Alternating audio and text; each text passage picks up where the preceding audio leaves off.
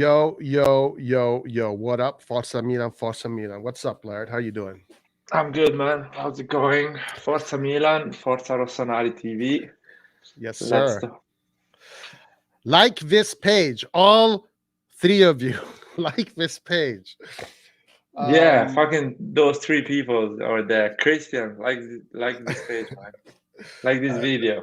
we don't ask people to do that. We're really bad with that shit, huh?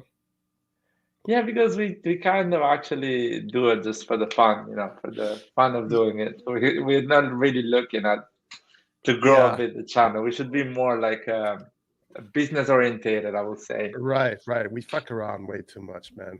Way too much. Anyway, man. So we're just gonna go look at some Sempre Milan articles. A lot of names being connected to AC Milan. A lot of defenders. I knew it's um, gonna happen. yeah, a lot of defenders. And what do you think? Anything that you saw that maybe piques your interest there? Some some of them kind of don't make any sense in my opinion. There was a guy from PSG, and he's doing the African Cup with Ballo-Touré. I think they are the same national team.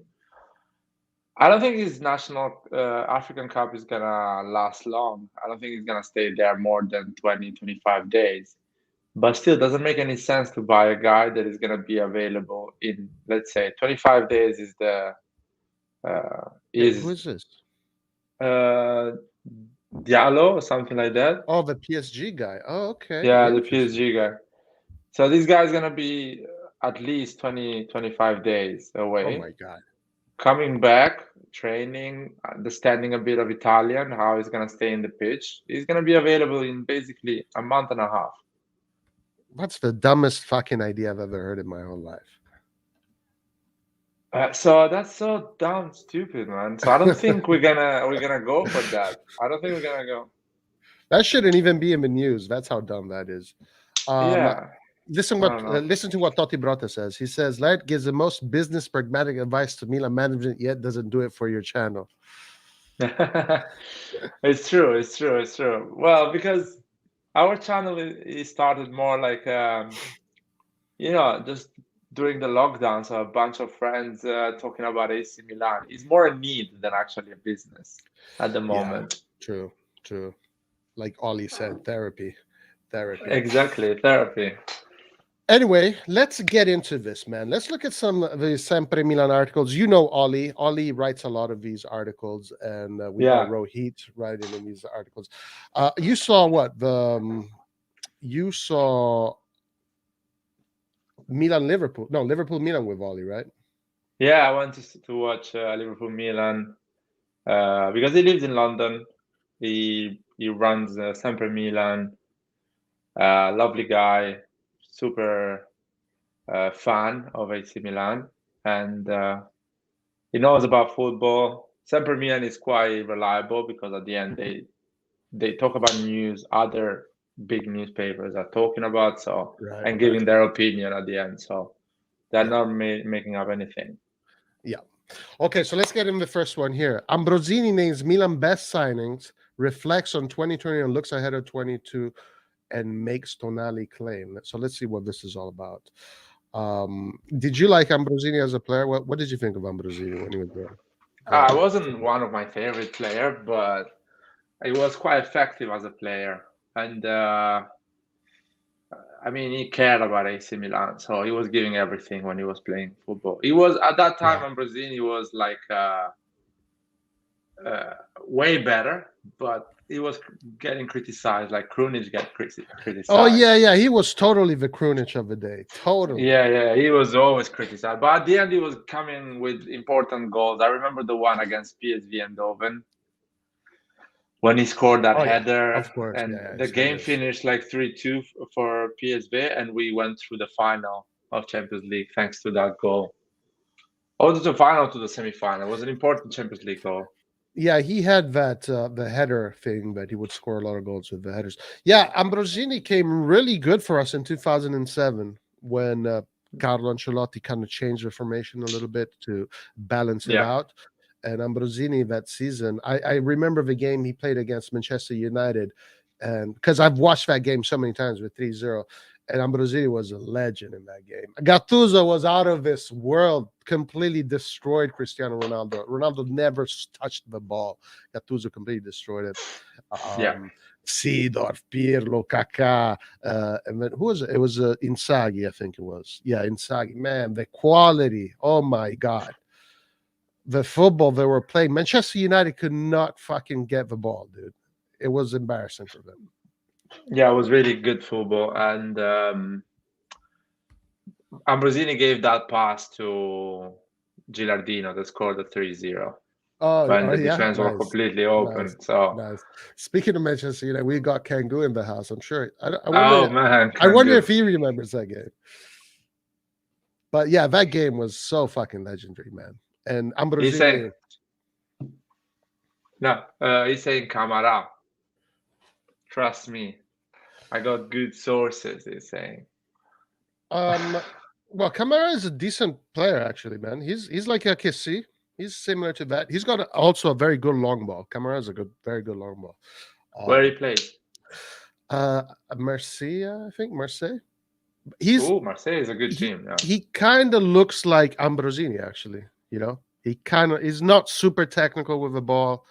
It's not the most beautiful thing to watch with the ball, but he's defensive, like a Kessie defensive. You know. Anyway, let's see what Ambrosini says. Let's see what Ambrosini says.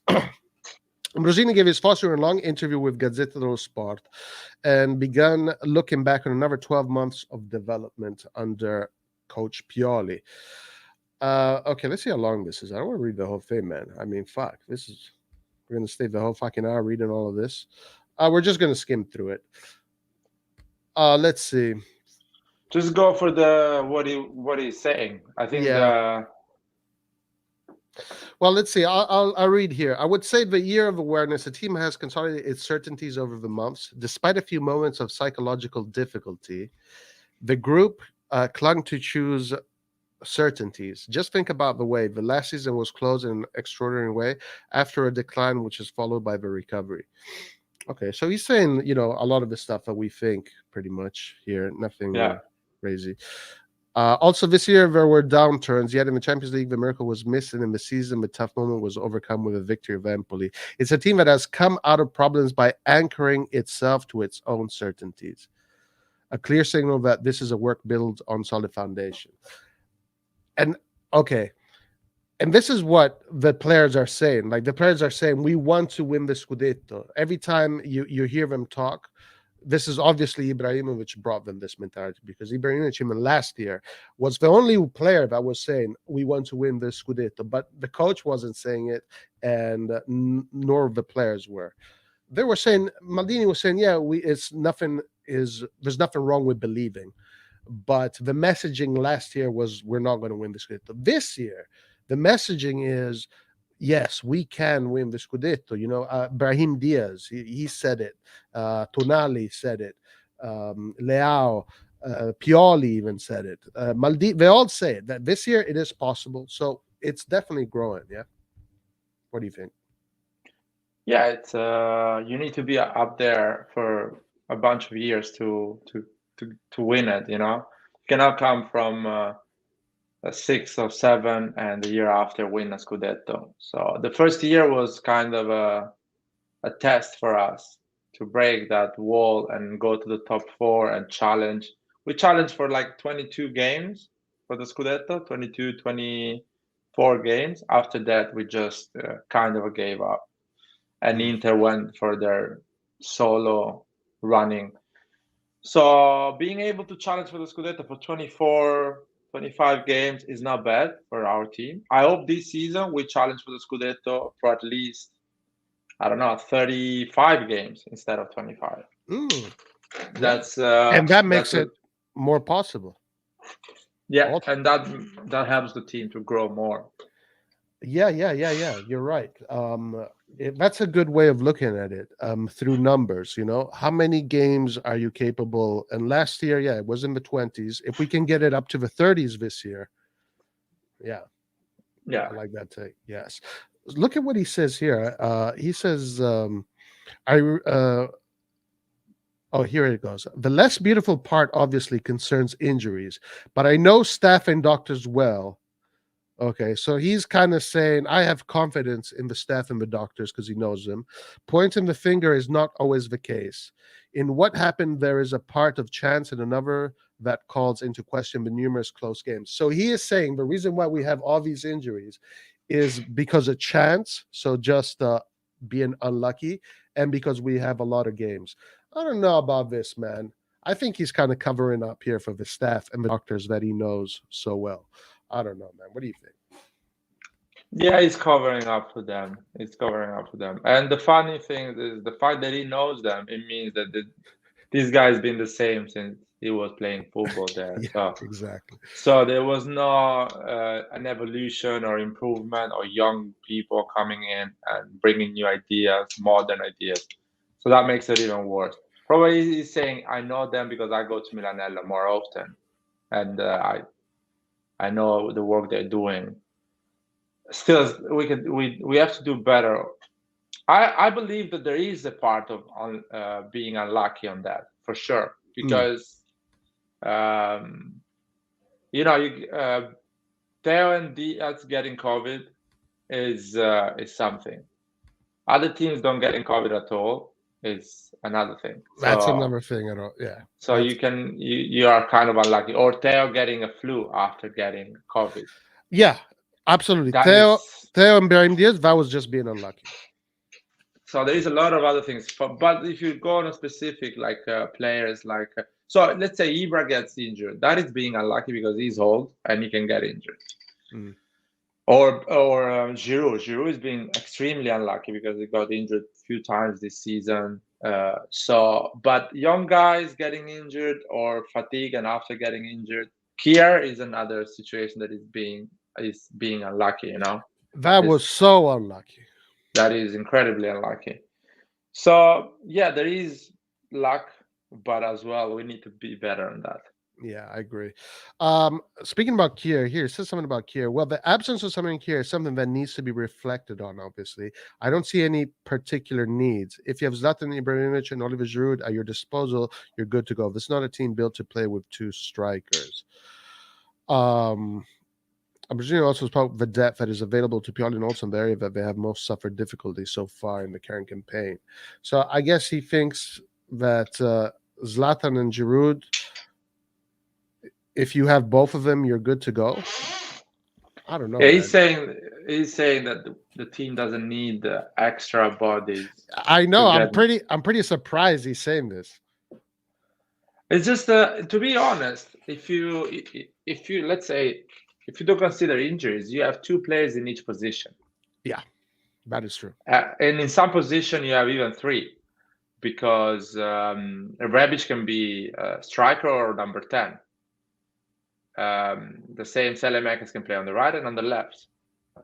So on the midfield, you have literally three players for each position on the double pivot. And that is So maybe you absolutely need better players, that's for sure. But it's really hard to get better players in January.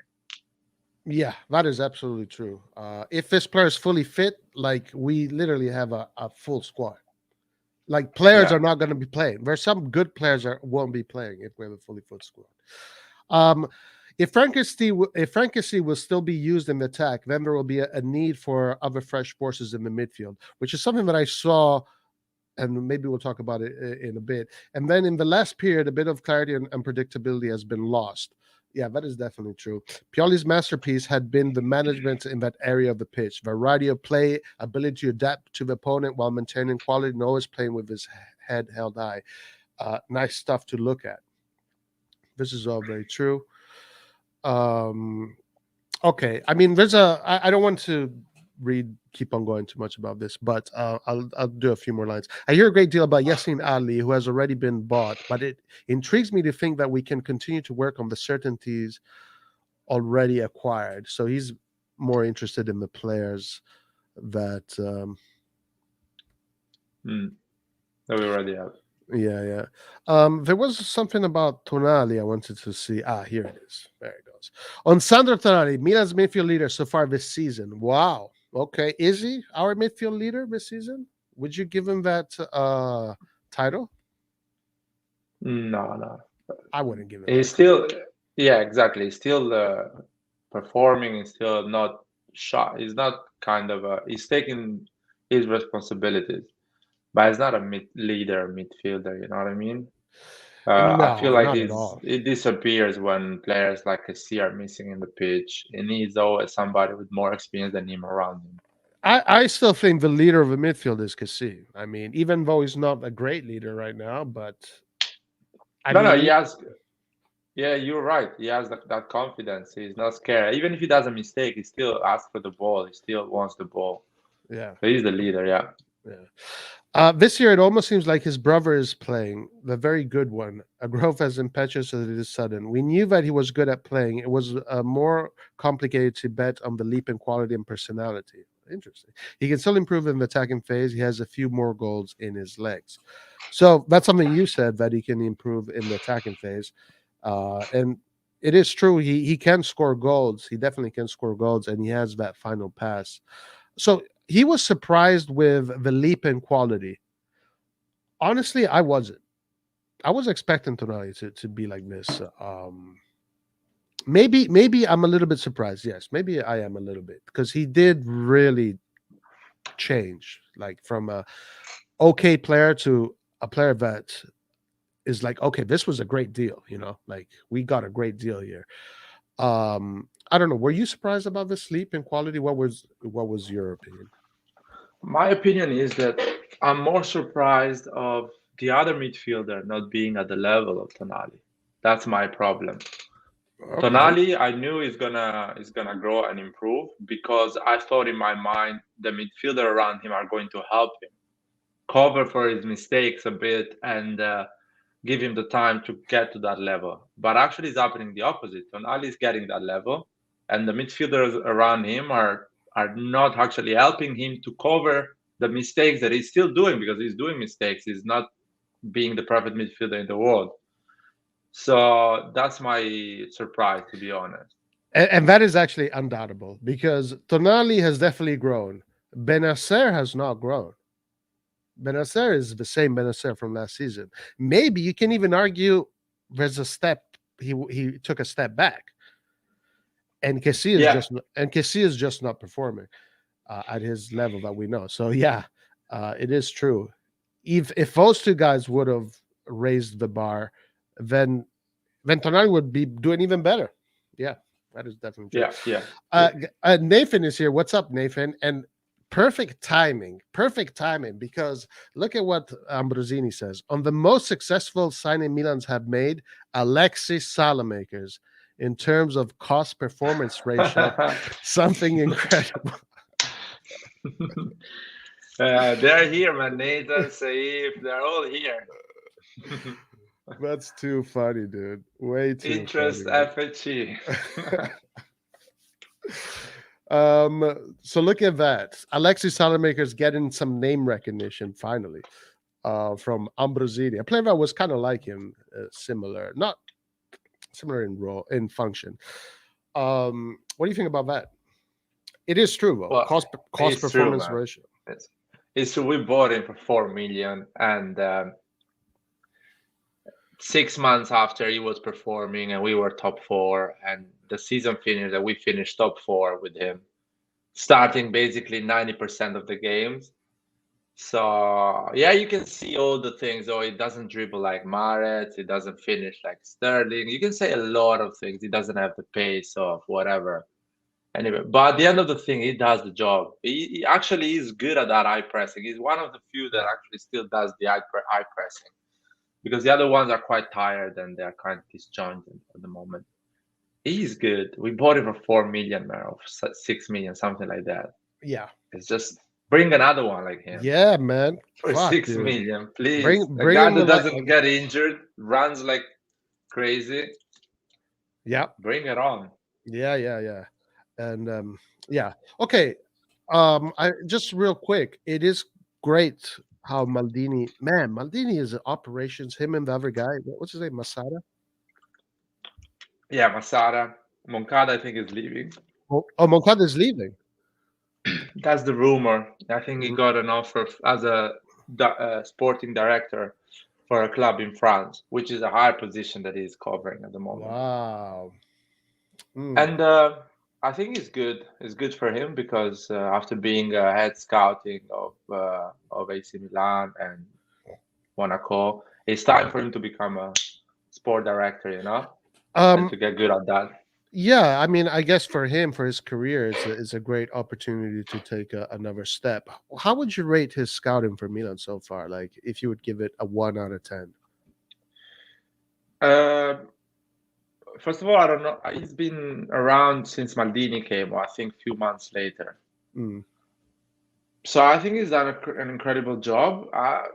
Of course, we don't really know the names he's bringing, how many we are buying, or how many times we're following his decisions. yeah, He got it completely wrong with Balotore because I think Balotore coming from Monaco was one of his names. So it's just he's doing a great job. It's a job that it's really hard to get it right. Most of the time you get it wrong than right. yeah.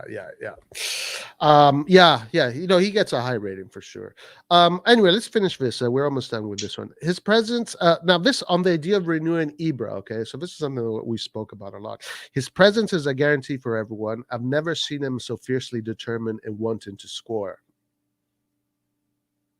Hmm. What? What the fuck is Ambrosini saying? I've never seen him so fiercely determined to in wanting. He's always been like this. Do you ever remember not being like this? No, what Ambrosini is saying that when Ibra was younger, 28, 29, when he played for us at that age, Ibra loved it to dribble, to do the trick, and to do the final pass. He loved it to Mm, be a number 10, not a number 9. Now Ibra wants to score, wants the goal. He doesn't want to be the guy that dribbles, that does the trick. He just gotcha. wants the chance so he can score. So he's more a goal scorer now. He just Mm. realized that too late. And He actually, did, Ambrosini huh? had an interview. Yeah, Ambrosini had an interview with Ibra, and Yeah. Ibra told him that if I had more brain in my career and I was focused more on scoring goals instead of dribbling and doing the beautiful thing, I would have scored at least 100 goals more in I my saw career. that. And it is true. It is true because the way he plays now, he plays for the team and he plays in a way that the team make him score, And he does it with he's organized. If he would have played like this his whole career, oh my god, dude. Wow. Anyway, let's finish this. Finally, Ambrosini looked ahead to 2022. Rafael and Brahim Diaz from the first part of the season. In short, the pre-COVID Brahim, a lot of the future of Milan will depend on them because they are the ones who have the most important growth margin. They're the one step we are talking about before that Milan is still missing to win and not just to get to the end. So he thinks that Rafael, Brahim Diaz, once these two players are going to fully bloom, they're going to carry Milan to the finish line. Well, the problem with Brahim Diaz is that if he blooms, we can risk losing him for Real Madrid. So, let's also be honest about that. Brahim Diaz is not an AC Milan player. He belongs to Real Madrid. So his future at Milan is uncertain. I want to know what you think about that. Rafael Leao, absolutely. I mean, Rafael should be one of the players that is going to score the goals for Milan, and he needs to score goals in big games. So I think he can do it. What do you think about that? Well, first of all, I think that if Ambrosini is talking like this, maybe he knows something that we Mm, don't know. That Diaz maybe is gonna, at the end of his 2 years loan, we're going to pay and buy him. So that's the plan at the end. hopefully. Yeah, hopefully. My opinion, the Brahim Diaz, the only thing he needs to learn as quick as possible is to win ugly games. Brahim Diaz is an incredible player when the football is beautiful and the ball comes perfectly at him. True. He needs to learn how to win ugly games, how to Yeah. get those free kicks, how to need to be more clever, which is really hard to ask for a guy that is 21, 22 years old and is his second season in Serie A. But he needs to win those ugly games, and it's not easy because if we see all the players that are playing at their prime at the moment in Serie A, they were not good at doing that at the age of 21. If I Right. think Insigne, Most Insigne players, was most amazing. players. Exactly. Insigne was amazing at the age of 21, 22, 23, but still was lacking at that quality of winning these ugly games. Yeah, So absolutely. that is the margin of improvement that Brahim Diaz can improve in these next 6 months Yeah, and get there.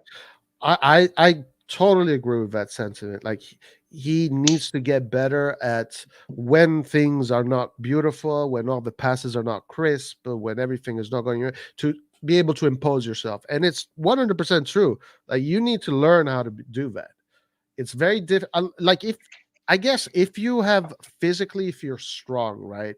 You're a huge guy, like a Vlahovic kind of guy. Maybe you can use that to your advantage, like Ibrahimovic. But still, the mentality and the ability, that's something that you learn how to do. Some people like Messi, whatever, he was born with it. He could have he was able to do it since he started. But most players being able to impose themselves when the game gets ugly, especially attacking midfielders, it takes time to understand that for sure. And I believe he can become an absolute beast of a player, man. I'm very happy with him. Anyway, Laird, let's one more thing from Ambrosini here. Going back to Kessie, he says something very interesting here. So this is all the whole thing about Kessie and Kessie possibly leaving Milan, right? This is what Ambrosini says. I have every respect for the professional decisions of fellow players. All I can say is that these clubs who can offer a higher salary aren't of a higher level than Milan. He said, the chance to bring home 8 million rather than 6 million should not be the priority if you're happy otherwise where you already are. He shouldn't think of Milan as a club of a secondary level. Damn. Damn. Uh what do you think, man? Is Kessie looking at Milan as a club of a secondary level? And do you agree with him that these clubs aren't of a higher level of Milan?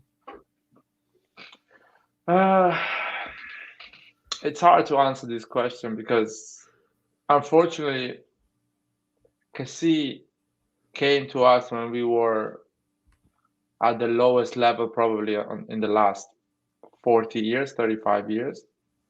So he came at that moment. And in his mind, for the mind of Cassie, when he's thinking about it, he thinks about that Milan, the Banter era. He came at the Banter era. Yeah, we're doing good, but in his mind, Mm, Milan is a Banter era type of club. mm, I know for us, for the supporters, for Ambrosini, when we right. see the bigger picture from outside, we can see a trajectory, the fact that Milan is going on the direction to go back to what it was. But Kessie doesn't see it in that way. Kessie goes to the pitch, sees around him players that cannot change the game, they cannot help him to change the game. And he reminds him the fact that it's still a club that is fighting to get a top four and is not sure. And the rumors about other players winning with other teams, Hakan winning with Inter. Yeah. So, stuff like that. Donnarumma going with PSG. So he's Right. thinking like, if I sign a contract with Milan and in 3 years I'm still fighting for top four, I'm done. That is the amount of money I'm gonna get. I'm not gonna get more than that. Yeah. If I sign for Tottenham, PSG, or Man United, and I win a Premier League, I win a Champions League, I fight to win a Champions League every year. My value goes up, and I go maybe to play for Real Madrid at the age of 29, 30. Mm. You know what I mean? Yeah, yeah, yeah. And I do also think, from a professional standpoint, and this is a little bit not so based on the attachment to the shirt. I do think that if a player has the ability to make more money somewhere else, and he wants to take that, and his talents give him the opportunity for him to do that, I have no problem with that, man. And this is my personal. This is just a personal thing. I have no problem. So I don't agree with Ambrosini here. I'm sorry, but today Milan is a secondary level club. That is the truth. Okay, if you because today Milan is not PSG. We do not have the ability to go into a mercato and in one mercato get Messi, Donnarumma, Hakimi, fucking the Dutch guy, what's his name? I can't remember, and Sergio Ramos, Wijnaldum. So there's a big difference between that and AC Milan. Now, the thing is, Kessie needs to be one of the people that makes Milan into a primary club with his performances. So I don't really agree with how Maldini framed this, but yeah. What's that? I mean, no. For example, Man United is doing shit at the moment, and if he goes and signs for Man United, I'm gonna be upset because he's going in a club that it doesn't know what to do. It doesn't have any tactical identity. It doesn't have probably is not gonna finish top 4 next season. And if he goes at Tottenham, I'm like, okay, Conte is there. They're having a tactical identity now. They have a plan. They want to challenge next season for the Premier League. They're gonna buy big players. They're gonna buy, I don't know, Vlahovic or people like this. So there is an identity. If he goes in a club that there is a plan behind and he can win things and is ready to go and win, I'm not getting upset. You know what I mean? But if he goes in a place that is a circle and still trying to figure out what's going on, I get upset because I'm like, you just for a 2 million difference, you went in a place that you're gonna start from the beginning. Right. What's the point? Yeah. Yeah. Let's see. At the end, we don't really know what's going on behind the scenes. Yeah. So let's see what happens. Okay, let's see what this report here. Now I saw this here. Another Italian report said that this was a done deal today. Now I think that was calciomercato.com. All right, so we all know what calciomercato.com is, right?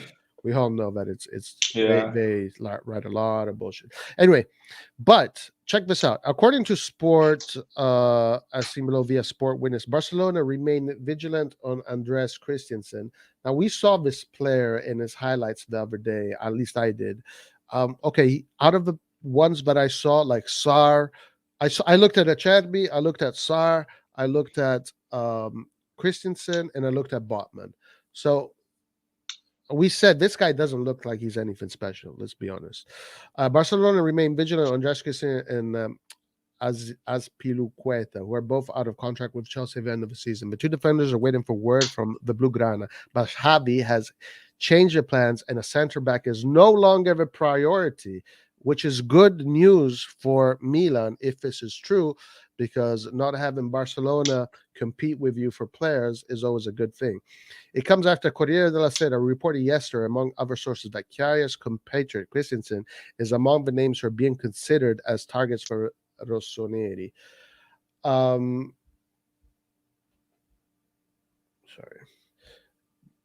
The 25-year-old former Borussia Mönchengladbach man's contract is due to expire June 30th, but there's also a chance he will renew his contract with the Blues, where he has been for nearly a decade. I don't think this one is going to happen, to be honest with you. And I don't think the Diallo one is going to. There's the rumors of the Diallo guy from PSG. Like, if this guy is going to be at the African Cup of Nations, like, what the hell is the point of getting him? Yeah, what the hell is the point of getting a defender if you're gonna get him at the end of January anyway? So of course, with the luck we have, maybe at the end of January somebody's gonna get injured. We have to buy one at the end of January. Right. I don't think it's gonna happen. I mean, Chelsea's in this situation. Rudiger, Christensen, and Azpilicueta are not renewing. So we are not. It's not just AC Milan that the players are not renewing. We saw Barcelona losing Messi for free. Right. Bayern Munich losing Alaba for free. And so Real Madrid losing players for free as well. Everyone is losing players. Man United is going to lose Pogba for free. My problem is here that Rudiger is going to Real Madrid for sure. You think so? Yeah, 100% is going to happen. They are offering insane money to him, like a 12 million net or something like that. and he's going to play for Real Madrid with Alaba, and he already played in Rome. He's playing in London, so why not? As the ESPN guy, Gab Marcotti said, why not playing in Madrid as well and do all the capitals of Europe? Mhm. So I think it's gonna happen. So Christensen and Aspilicueta, Chelsea is gonna push to keep them, Yeah, and yeah, I think I so. really believe Milan is never gonna do something like that with Chelsea. I don't think so. They're not. We have a good relationship with Chelsea, so I don't think we're gonna offer a contract to him and bring problem to Chelsea. I don't think it's a good idea to do that. And listen, Milan need a defender right away. Also, they need to get a defender right away, um, because this is not for the summer. They need to get one right away. I think that's what the club is saying. What about Barak? What do you think of Barak? There's reports about CalcioMercato.com records how Barak racked up 5 goals and 3 assists in the first 13 rounds of the current campaign, thus making him one of the best early seasons performers. Verona playing okay football. I kind of remember Barak against us. He was a menace. He's had the fluent back problems that kept him out since the beginning of December. And Verona, meanwhile, evaluating the possibility of selling Barak either in January or at the end of the season. There's no shortage of suitors for the Czech, and while the most concrete suitors are those that came from abroad. Milan and Atalanta are also keen on lasting him. Barak has 20 million asking price, which is why Atalanta may try swap involving Alexei Miranchuk, but the RossonARI could make their move if it were to sell Samu Castillo. I don't know, man. This is not a very exciting player to me. This sounds like bullshit, to be honest with you, man. This sounds like something they just made up to fucking write something. What do you think? Yeah, at the moment, I feel that there is a lot of bullshit on the calcio mercato this part of the season. Yeah, yeah, yeah. We're gonna start to see some real names in the beginning of January, not now. They were saying that Milan is gonna make an offer to Botman this week, Mm. and Oh, clearly that. yeah, yeah. Someone wrote something. It was wait, what's up, Eastbourne? I think it was Eastbourne. He wrote something about Botman. Okay, here. Tutto Sport, another journal that just fabricates bullshit like none other. Tutto Sport, known for its bullshit in Italy. Everybody in Italy knows that Tutto Sport just rise anything. But anyway, this is what they have. 20-year-old center back of Lille, signing him in January is nearly impossible. He could be an objective for next summer. He grew up in Ajax Amsterdam Precision Football Elite School. I honestly think that though. Why would Lille get rid of Botman in January when they have the Champions League? And Yeah, also, exactly. Milan does not And have the Champions League. It's not a downgrade, but competitively it is. and they need to go top three. Sorry, so they need to keep their best players to finish top three, so they can play the Champions League next season. So definitely he's not moving in January. I think Milan asked them. They say no, he's not moving in January. Come back in the summer and let's talk about it. So now Milan is thinking, literally for me, Milan is thinking to somebody like Acerbi or Godin, because if you think about it, we have Tomori, Romagnoli, Gabbia, and Kalulu. So the extra defender we're trying to get in, it's kind of really an emergency one. So we can be sure, even if a tragedy of injuries happen, still we have two center backs to play and one in the bench. Yeah, yeah. That's what I see is going to happen. It's more we're going to be like a patch up kind of defender. There's no way like a Botman is coming to me in January. No way in hell. No. Maybe they can have some kind of pre-agreement, but it's most likely going to be one of these. I don't know. I haven't heard about Godin leaving Cagliari, so I'm not sure. I haven't heard that name, but like Acerbi, who was one that was. What about Sarr? Do you think Sarr is possible? Because Sarr is not playing much. No, because I don't think they're gonna make the same mistake they did with Tomori, especially in this moment of the season when the three defenders they are starting, probably two of them are not going to renew, so they need Sar for the next season. You know what I mean? Because if and Christensen is out of the squad because he's not renewing. At least that was the news few days ago. He was Really? not. Yeah. So they Wow, that need changes a few Sar in the things. bench. So They they need put Sar in the Christensen. bench. So they put Christensen out of the squad. He's not playing games. Yeah, he's not playing games. He's not Okay, well getting that called. opens up the doors though for a possible for something possible. Maybe Milan is willing to spend a little bit of money. Who knows? We'll see. We'll see. Speaking of Chelsea, though, they're after Teo Hernandez. You suggested that we should sell Teo Hernandez. Chelsea are in the market for a new wingback as Ben Chilwell needs an operation on an anterior cruciate ligament ACL. Okay, wow. Okay, let's see where it says. However, the source admit he would be expensive. That is why Thomas Tuchel is looking for some cover. Lucas Digne of Everton. Lucas Digne right now is also being connected to Juve, actually. The report also mentions an interest in Milan's Teo Hernandez. Well, yeah, that's not going to happen that's definitely never going to happen this Christmas. I don't think it's going to happen this summer. I think actually I'll be honest, Ambrosini should have put Teo Hernandez in that list of the players that are going to do the big jump of quality. Salto di qualità. But I know you don't agree with this, Laird. You want him out of this club, huh? No, I don't want him out of this club. I just want my club to get 70 million from a left back. That is a thing. So I don't want to go out of this club. That's it. If an offer comes for 70 million, you have to say yes. Let's say if Chelsea gets Lucas Digne this January now, and Lucas Digne is kind of a patch up for them, so plays few games, half of the game, so comes from the bench. Maybe he starts as well, and he plays well. But Chelsea at the end of the season says, okay, now I'm gonna make an offer for Theo Hernandez. I'm gonna give 70 million to AC Milan plus Lucas Digne. I'll say yes. I'll say yes all my life because I get 70 million. I get a left back, and I'll buy a striker and the number 10, or a striker and a midfielder, a striker, a defender. I buy anything I need for my team to become seriously competitive to win the Serie A. Mm. That's the thing.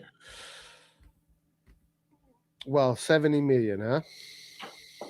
This is what Mohammed thinks, though. If we get 70 million, it's going into the owner's pockets, not Milan. No, it's not going to the owner pocket. It's not how they behave, man. They're not like they are billionaires. It's a Man. mafia. That structure is the value of the fund they run is 49 billion. Yeah. It's gonna stay in the club and they're gonna reinvest it. The good thing is they don't need to reinvest. Usually Milan invest 50, 60 million every summer now. But getting those 70 million is going to allow the management to reinvest instead of 60 million, Right, 30 right. million. Of course, So of we're going to course. have a total of 100 million to invest in. Right, right. Yeah, look, I'm gonna stick with my position. I think that no offer, we should never sell Teo. That's just my opinion. Let's move on. This morning edition of Il Corriere dello Sport talks about the negotiations for the renewal of Alessio Romagnoli, whose contract with the Rossoneri will expire in June. The captain has been offered 3 million net per season to extend the current deadline beyond next June, which is half of what he currently receives. Romagnoli is not signing with Milan, guys. It's not going to happen. Romagnoli has not yet given an answer to the management regarding the bid, and they therefore remain on hold waiting for a response, and may, of course, have to plan for his possible departure. Romagnoli joined from Roma back in the summer 2015, blah, blah, blah, blah, blah. We know the rest. So Milan is offering half the money that he is making. He is 27, 28. Romagnoli should be looking for a better contract at his age. I think this is kind of a low blow, but I see why. I see why Milan would not be comfortable in giving Romagnoli 6 million, 7 million, blah blah blah blah. Especially with how Tomori has come in and has just taken his spot. Tomori came in this team and took Romagnoli's spot. Kjaer is the other main defender. They're going for another defender. I would be surprised if Romagnoli decides to cut his salary in half, especially when there are teams in the Serie A today, in the Serie A, that are paying players 6 million, 7 million, whatever, and those players are on the bench, just like Romagnoli. So at this point, I'm almost 80%, 89% sure that Romagnoli is leaving. Yeah. I'm 100% sure because what's going to happen, Juventus is going to sign Romagnoli for 5 or 6 million net a year, and they're going to sell, how's it called, De Ligt to some Spanish club or Premier League club for 60, 70 million. So for them, it's an insane deal because what they're going to do, they're going to put a guy for free, which probably is the same level of De Ligt, Romagnoli, and get 70 million back, the money they spend, basically. If we look at deletes, I think Romagnoli still. I know Romagnoli wanted to get rid of Raiola. I don't know if he was able to do that, but they are both Raiola players, so there's definitely could be possible. Man, the Juve fans will not be happy. Man, the Juve fans will not be happy. For what? The Juve fans love De Ligt. They think that De Ligt should be the future of they say that just to justify the 75 million Juventus spent for him, but it's not incredible. No, they believe that. They believe that. Now, whether it's true or not, whether it is true or not, but the fans, I mean, I watch a lot of Inter content, Juve content, a lot of YouTuber Milanisti, Interisti, Juventini, Romanisti, etc. And from what I'm seeing from the Inter fans right now, Çalhanoğlu is their hero. From what I'm seeing from the Juventus fans is that they're very angry with Agnelli. They want Agnelli to leave. They hate the management. They hate the coach. They hate the way Juve plays. The only players that they kind of save are they hate Bonucci. They hate Chiellini. The only player they want to save is De Ligt, Chiesa, and that's it. That's it. Everybody else is shit for them. Now, I don't know if this is true. I did read it today. I hope not, because why would he do this? This is terrible news if he does this. Lorenzo Insigne has agreed to sign for MLS side Toronto FC for the summer transfer window. He will earn 60 million over a 5-year contract. Guys, the MLS is no place for fucking Giovinco. Like, okay, he's going. Not Giovinco, sorry, Insigne. Like when Giovinco came to the MLS, Giovinco destroyed the MLS. He became the MVP. He looked like Maradona. He looked like Maradona in the MLS. He looked like Maradona. His goals were incredible, taking on players 3 times his size. If Insigne goes to fucking Toronto, he can say bye-bye to the national team. Well, he's going to move in the summer. So he's going to play like 6 months or during the summer in MLS. And Mancini is going to probably get him because doesn't have anyone better than him in that position. And not a lot is going to change in that 6 months when the World Cup starts. So basically, Insigne is already planned. He's going to be like, I'm going to leave Napoli next summer, earn my 60 million, play my last World Cup, and that's it. And at the age of 34, come back in Italy and play for Fiorentina. Or whatever club is going to get him. Those clubs that play, they stay in the mid-table, you know? By the way, Giovinco, man, he made himself a lot of money, dude. Going to Toronto, they paid him a lot of money, and then he went to Qatar. Did he go to Qatar, I think? Did he go to Qatar? Totti Brotta can say that to us. I'm not sure if he went to Qatar. El Hali. Where's El Hali? Do you know what that team is? Maybe he's in Saudi Arabia or I think Saudi Arabia. Saudi Arabia, yeah. I Belotti is think. going as well, by the way, Roy. I saw this too. Belotti going to Toronto. Insigne and Belotti to Toronto. I mean, it'll be cool for. I guess I don't really like the MLS, to be honest with you. I don't. I'm not a big fan of MLS. I'm not impressed with the soccer in the US. Not impressed at all. Um. Anyway, that's funny, dude. That is funny. It's a lot of money, to be honest. I wouldn't say no. I mean, that's the thing. Like, how can you say no? You know. You kind of end up your career with 60 million in your bank account, maybe some savings. So you're kind of you finish playing football with 100 million in your bank Yeah. account. Yeah. That's Jovinko right now. Jovinko is probably the. I think he was the most paid Italian football player when he was at Toronto. I don't know if that stayed the same later on. How comes Toronto have all that money? Well, the thing is, I'm not really sure how the rules work in MLS, but you have these salary caps. So they have some players that they can pay a lot of money, but not all the players. So there's a big disparity between some players and other players. But I'm not 100% sure. I don't, I don't have the knowledge on the financial dealings of Toronto or the rules in the MLS. I don't. I've seen some MLS games. I've watched some MLS games live. I've followed the MLS a little bit, but the quality of soccer. I'm going to call it soccer because in the US it's soccer. In Europe and the rest of the world it's football, but here in the US it's soccer. So I don't think it deserves to be called football yet. It's still soccer. It needs to become football. It's not football yet. But anyway, Milan have a strategy in mind to sign 21-year-old Pisa forward Luca.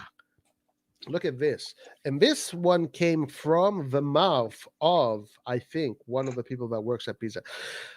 So let's see.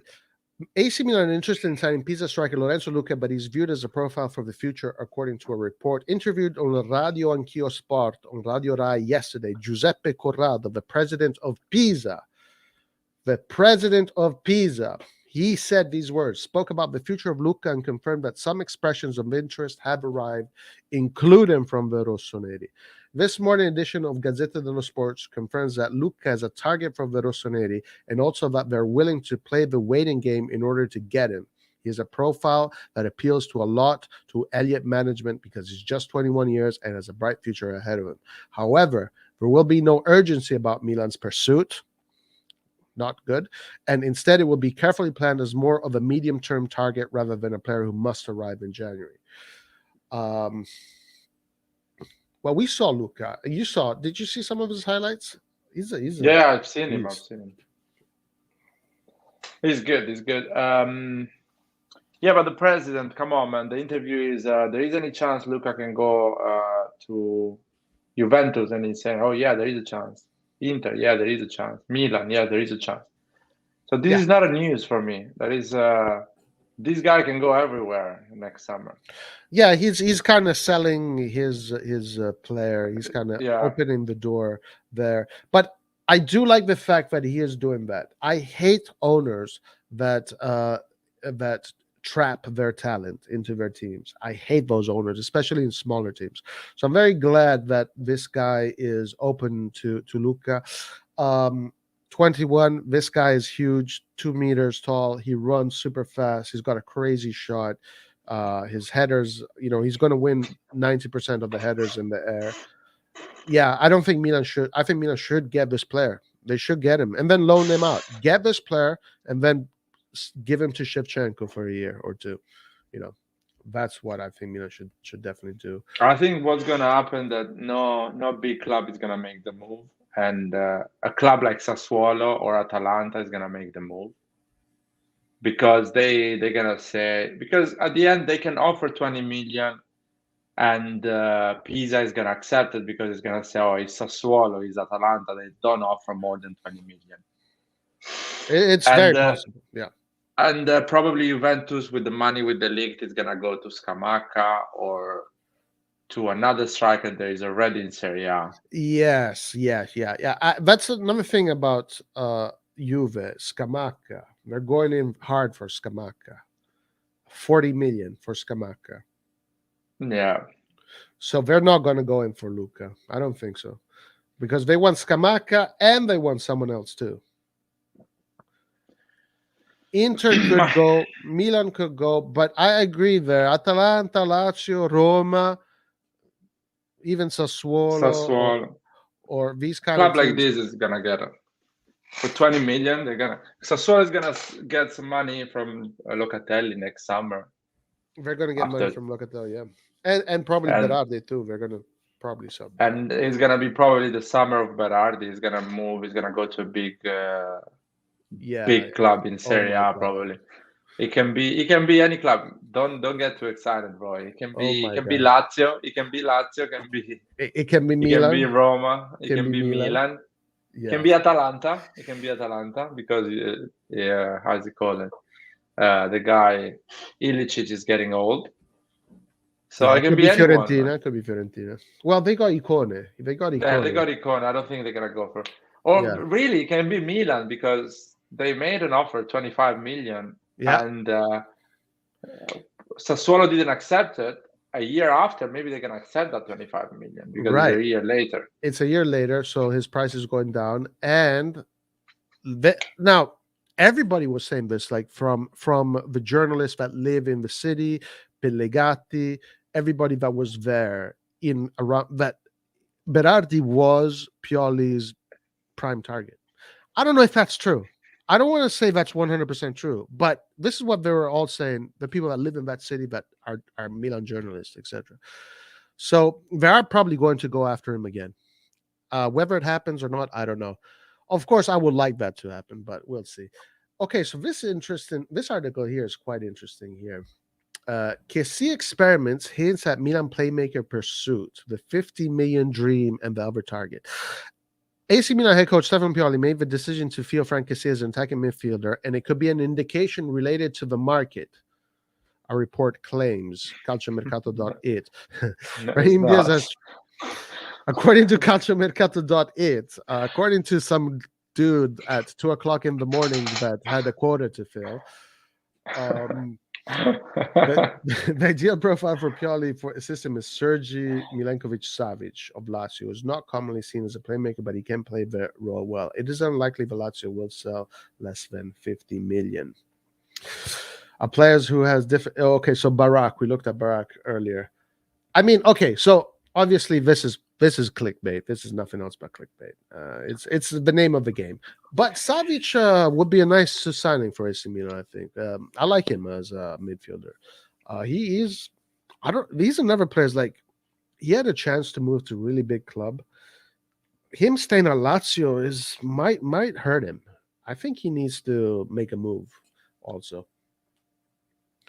Yeah, but What do you? 50 million is a lot, man. We cannot afford this money. No. I wouldn't pay 50 million for Savic. He's I don't gonna go in think I Premier would. League if he goes. Probably because I know can be, can go he can go in Spain as well.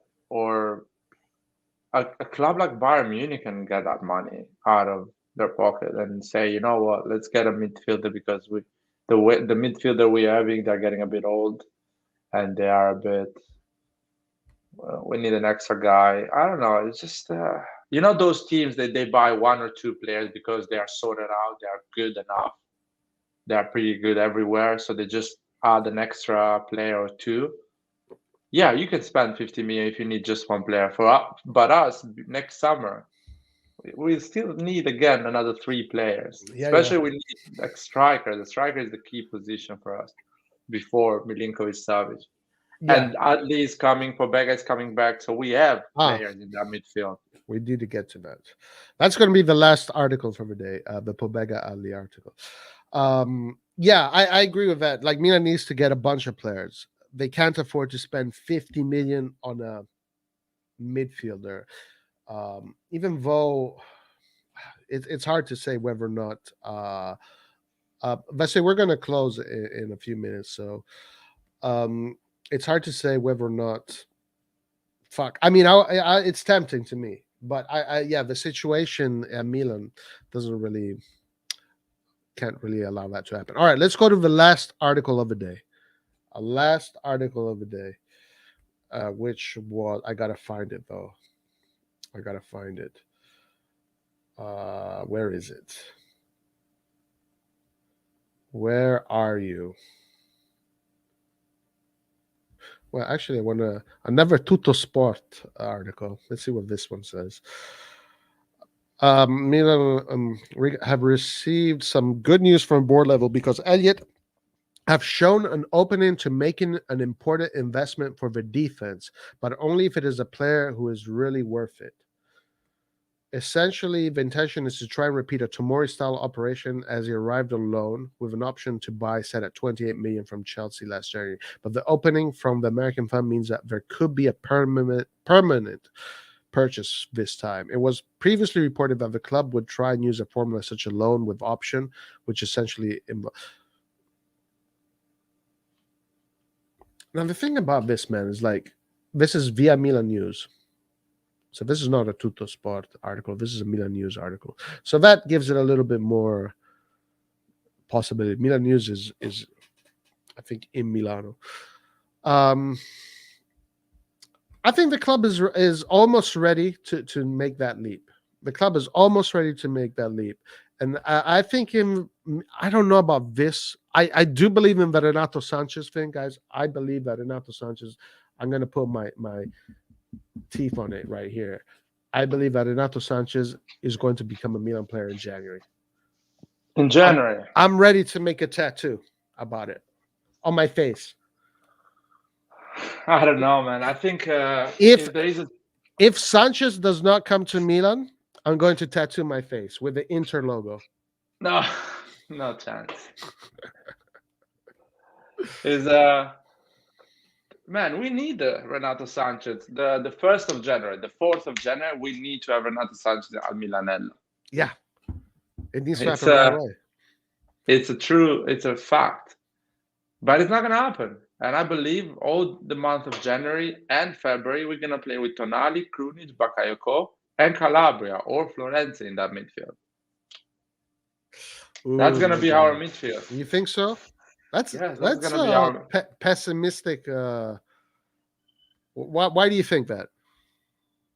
You don't think it's going to happen? Huh? You don't think they're going to pull it off? Yeah, it's the 28th. He needs to be, as I say, at Milanello the 5th or the 6th, the 4th of January. The operation should happen right away. Absolutely. So it's a 5 days, and don't even consider the weekend. So we're talking about next Monday or next Tuesday, something like that, if I'm not wrong. He needs to be available in the squad, registered and everything like that. The sooner the possible. It needs to happen right away because he's not going to have time to adapt. So yeah, I totally agree. It needs to happen right away. Now, I really believe it's going to happen, guys. I really believe it. All right, last article of the day. Milan plans. The plans Milan have for Pobega and Adli amid rumors of swap deal and loan termination. Swap deal. All right. A lot has been written in recent weeks about what the future holds for two of AC Milan's on loan midfielders, Tommaso Pobega and Yacine Adli. Reports that Pobega, who is currently on loan at Torino, will not be included in any exchange deal for Bremer, despite some of the reports circulating that he could be used to lower the price tag. The Brazilian, given Milan's pursuit of a new center back. Okay, that's good. I like the way this starts. Instead, Pobega is a player that the management like and who will be evaluated in the summer at Milanello after a year of growth under Ivan Juricic.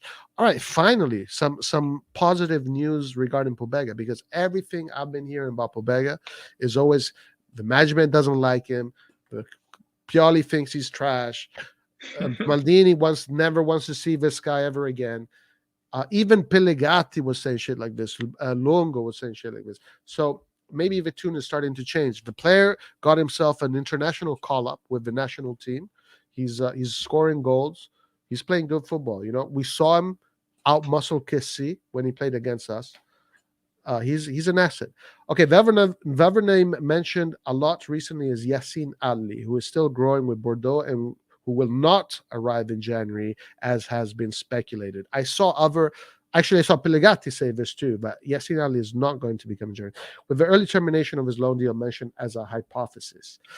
He has totally different characteristics from Kessie and cannot be labeled as his replacement, neither in January nor in the summer. But it is a purchase that Milan wanted to make in advance to take the opportunity and get their hands on a good talent. During the next preseason retreat, Adli and Pobega will be judged by Pioli. All right. Laird, what are your opinions on both Adli and Pobega? I think they're gonna be part of our squad the next season. Both of them. They're gonna be playing for AC Milan. And Tonali, Benacer, he makes it 4. Bakayoko, 5. Exactly the number we need. So next summer, that's going to be our midfield. That's why the Renato Sanchez rumor is... You don't believe it? I'm not... no, I don't believe that. I think... manifest it. See it. Envision it every day. Send messages to the universe, Laird. No, I'm sending messages to the universe for other things, man, not for Renato Sanchez. Okay. I'm not a big. You know what, Renato Sanchez is. I already had that phase in my life with Pato. I always believed that Pato is gonna cure from his injuries and come back and become the player he's supposed to be. It never happened, and that is for Renato Sanchez is the same. Hey, I want to open a quick parenthesis, and then I want you to keep on going, dude. I never expected Milan to sell Pato. Like, why didn't we just wait for him to get better? What was up with that? That was a very interesting operation to me.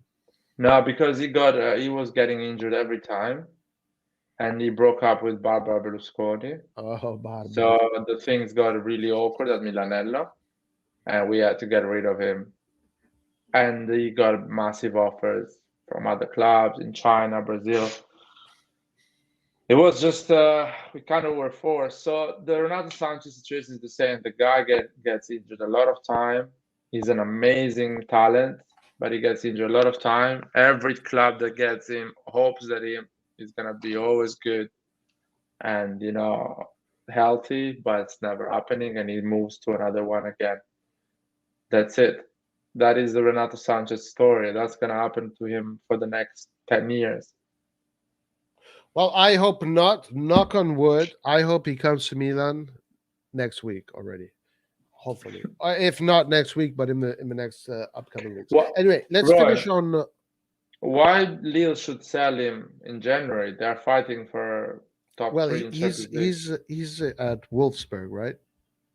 No, he's at Lille. He's playing at Lille. I thought he was in England. I thought he was on loan in England. No, he tried to move on loan. They didn't allow him to go.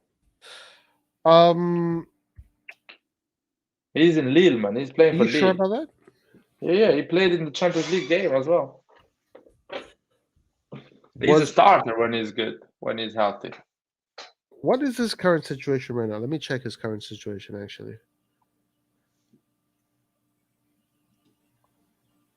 Let me check his situation. I fucking thought he was with Wolfsburg or whatever that team is. Wolves? Wolves. Okay, so he is at Lille. Renato Sanchez stats. Anyway, in the meantime, let's finish up with Pobega and Adli. Go ahead, you were saying. Oh, yeah, they're going to be part of the team next season. And so basically what I'm seeing next season, or at least next summer, it looks like we're not going to spend money on the midfield because we have already 2. So it's going to happen. My issue with that is that we need more than that. I mean, you are confident that Pobega, Adli, Tonali, Benacer is top level midfield for the Champions League, right? I don't know, man. I think we need more. I think during the summer when you start the preseason, they're gonna be our midfielder, and they need to get to that level. They need to talk to themselves, talk to the mirror, and say, "I need to become that player because now I'm going to play Champions League for AC Milan, and I'm gonna be the protagonist of that position in the pitch. So I need to become." So they're gonna be forced to become that player. Well, I don't know. And I feel like that's the only way for them to become that player is to expose them, to tell them put that him is in the the deep pitch. end. Yeah, you have to become that player because the team is relying on you. And Gotcha. having saying that, we're gonna have a lot of money to spend for the striker and the defenders.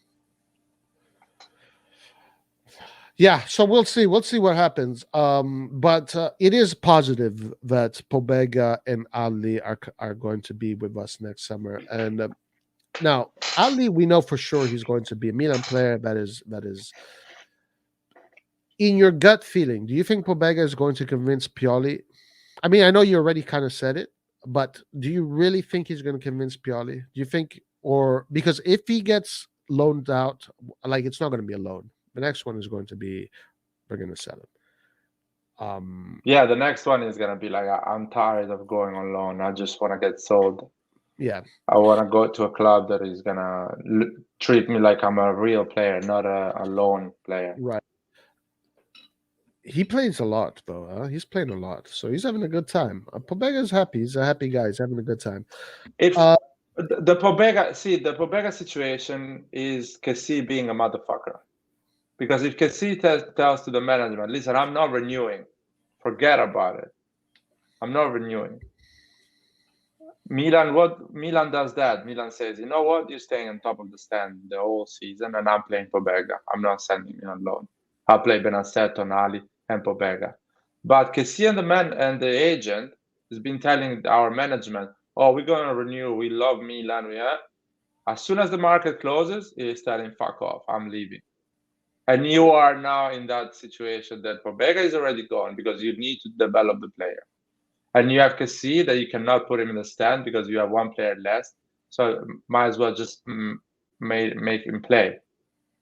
So that's the problem. But next season, we're not going to have a Kessie situation that is saying, oh, I'm staying, I'm going to renew. No. I hope The this is the players we're last having, time. they're going to stay. I hope Kessie is the last one because they have said that this problem with running out the contracts has not worked for them. Donnarumma, Çalhanoğlu, now Kessie, etc., etc., etc. So hopefully Kessie is the last time that we see this happening at AC Milan.